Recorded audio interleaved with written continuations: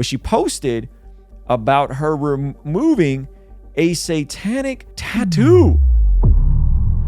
Not only can someone that's far gone be saved, but that often the people that are the most far gone can be. Ruslan. Recently, it came to light that the Instagram model, Blac Chyna, came to a profession and a faith in Jesus, a public baptism, and has since gone on to undo a lot of the work she had done on her body. And she's been very transparent about this, documenting this journey. And yesterday, she released a video of what may be the most drastic thing that we've seen yet, which I didn't know this was, people were even getting these sorts of tattoos. But she posted about her removing a satanic tattoo. I didn't know folks was out here even getting stuff like this tatted on them. This is spooky stuff. I get people get work done, especially in Hollywood, right? Especially people that don't look like they need to get work done. But she went and she posted a video of her baptism here, which I thought was really cool. She's been, she shut down her OnlyFans. She's been dressing way modestly. I don't know what she believes. I don't know what church she's in. I don't know any of that stuff, right? But she's posted repeatedly of her, her getting baptized and her faith and just documenting her journey of having all this work undone, okay? And but this was by far the most shocking. I can't believe anyone would want to get this tattooed, but she did, all right? And a few celebrities got Baphomet tattooed. Yo, that's crazy that celebrities get Baphomet tattooed in them, okay? So she posted a video of her basically going to this. Sits at the top of the skin at the very top. Your black is going to be at the lowest level, right? So it's going to have two different wavelengths. So I have two different hand pieces so you'll notice a difference in.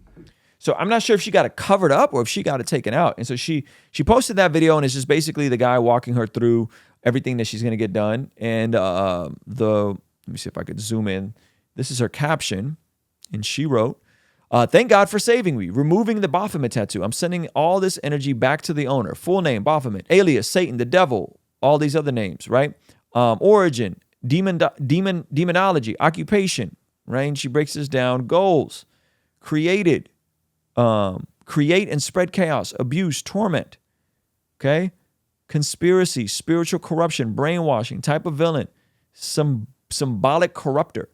And so this is her going through and getting this thing removed. Now, again, I don't know how painful this process is. For folks that I know that have gotten stuff removed, fairly painful, right? Fairly painful. Now, I don't know what she was into like that, but the fact that she had one is pretty spooky. And the fact that she's now willing to go through the process of removing it, I think is saying a lot in terms of where her headspace is at. And I think it's a W that she's doing this. Tattoo removal is supposed to be very painful. Yeah, that's what I've heard. That's what I've heard, Future. And so I think he's walking her through the process. Let's listen a little bit to this clip. Gas bubbles underneath your skin. Oh! It look like it's gone. Okay. But then it's going to come back. Okay, so it dissipates after like 5 to 20 minutes, depending on. Gas bubbles. Yikes. So you're going to heal for, I would say, minimum 8 weeks. Okay? Okay. Come get treated again. Once it's lightened up to your artist is said, hey, this is good, we can cover it up, then I would say you're good. Okay, so it's every 8 weeks. Yes, ma'am. So this is going to be a process for her to get this removed. This isn't a one and done.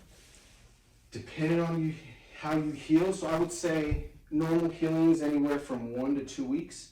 If you notice that you heal anything outside of that frame, let me know.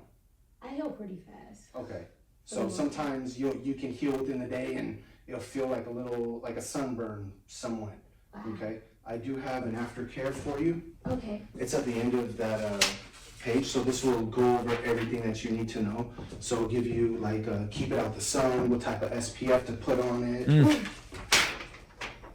I heard removing it is more painful than the actual I'm so excited. tattoo, right? For this tattoo to be done. For sure. Yeah, as long as I would say the full removal is where it takes more time.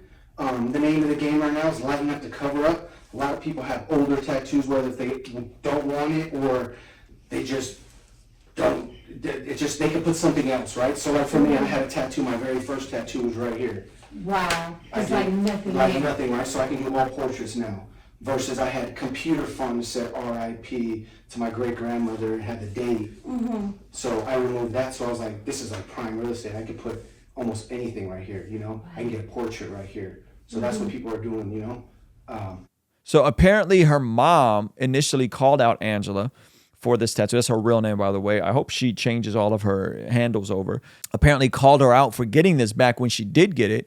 And so, again, kudos to her for going through this process and not just being compartmentalized just to an internal thing, that she is willing to express publicly the internal to external transformation.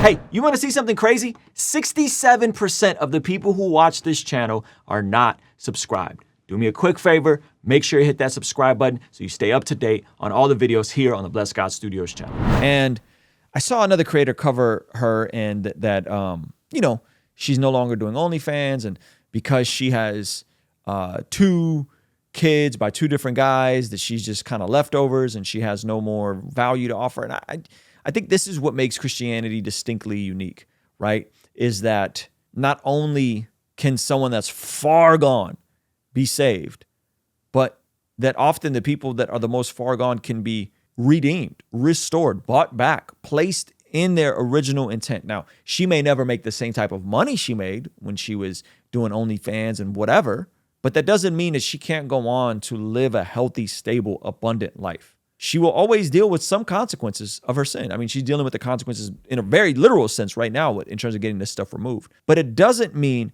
that she's beyond redemption, that she's beyond being of value to God, of value to people, or that she never has the chance of ever being in a relationship or even being married to a Christian man or whatever, right? That God can redeem people.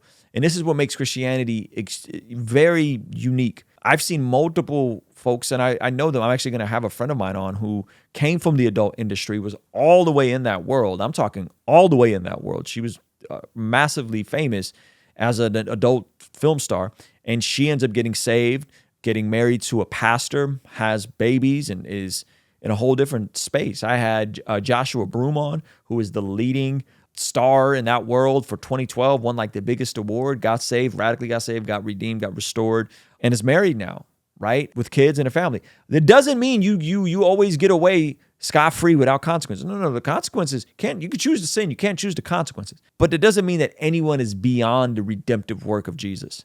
And that even that word redemption means to buy back someone, right? Like you were an enemy of God, and while we were still enemies with God, Jesus comes and buys us back.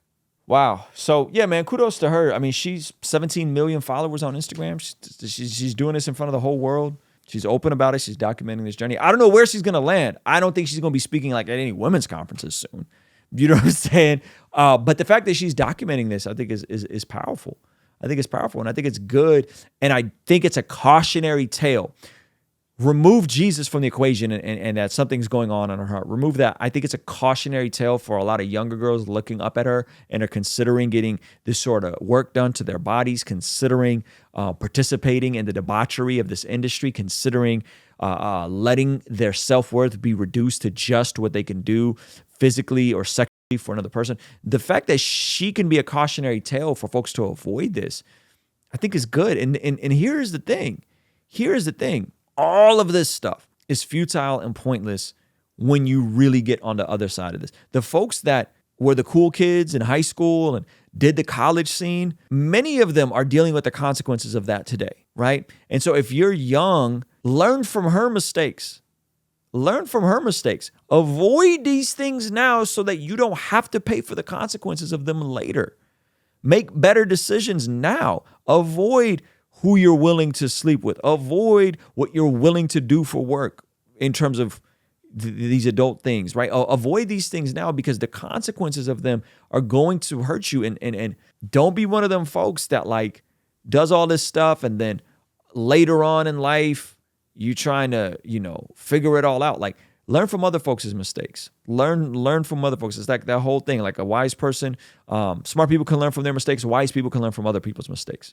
You know what I mean? Learn from her mistake. Learn from what she's doing. Learn, those of you guys that know my story, learn from my mistakes, right? so that you don't always have to learn by putting your hand on a stove and discovering that the stove's hot. Hey, this clip is from our daily after party stream. If you enjoyed it, consider signing up for our Patreon community for only $5 a month, where you get access to the replays of our daily after party streams, as well as the uncut extended versions of our podcast, Discord access that's private, and a discount code for our merch store, only $5 a month. And ultimately, it's the best way to help us contextualize the gospel of Jesus using media, podcasting, and of course, YouTube. The link for that is in the description or in the pinned comment. The perks are amazing. You should get on there. It's only $5 a month. I'll see you over there, all right? Peace.